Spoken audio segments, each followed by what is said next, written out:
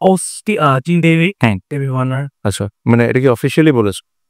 Contact করলে আচ্ছা আচ্ছা আপনাদের আমরা আমরা একটা সাইন করেছি, আপনারা হয়তো বা জানেন, অ্যাডামেল ফার্স্ট বলার নিউজিল্যান্ড থেকে। আর এক দুজনের সাথে কথা চলছে, বিকজ প্রবলেমটা হলো যে যেদিন ফ্রি হচ্ছে ওদিন যদি ওদেরকে পিক করি ওরা আস্তে আস্তে বিকাল 5টা বেজে যাবে 3 তারিখে।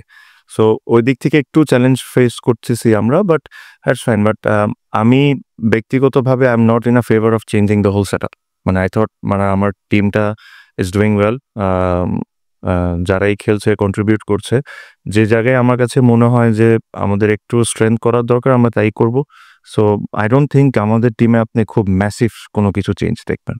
ওই আমিও দেখেছি যে ওই 2012 ইস্যুটা বারে বারে আনা হচ্ছে, বাট এটা অ্যাকচুয়ালি 2013-তে যখন ক্রিকেট বোর্ড যারা এসেছিলেন ওই জিনিসটা ক্রিকেট বোর্ড আমাকে একটা পেমেন্ট দিয়েছিলেন। ওটা হয়তো বা ওই অ্যামাউন্টটা ছিল না, তার চেয়ে অনেক কম ছিল, but that issue got solved.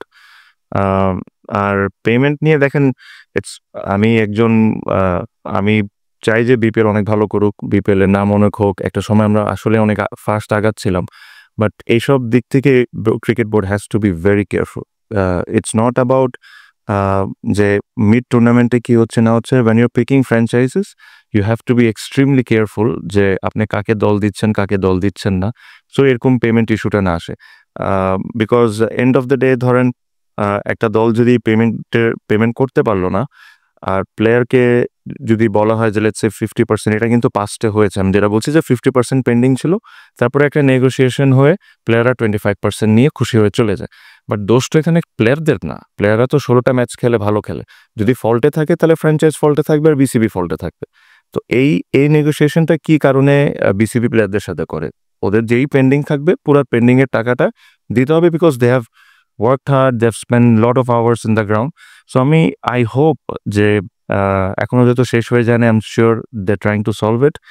I hope যে জিনিসটা না হয়, because it is not only আমাদের বিপিএল টুর্নামেন্টটাকে ছোট করে, বাট আমাদের দেশের ব্যাপারে একটা বাজে মেসেজ চাই, because there are lot of overseas cricketers who wants to come, but এসব হইলে তখন একটা প্রবলেম হয়ে যায়।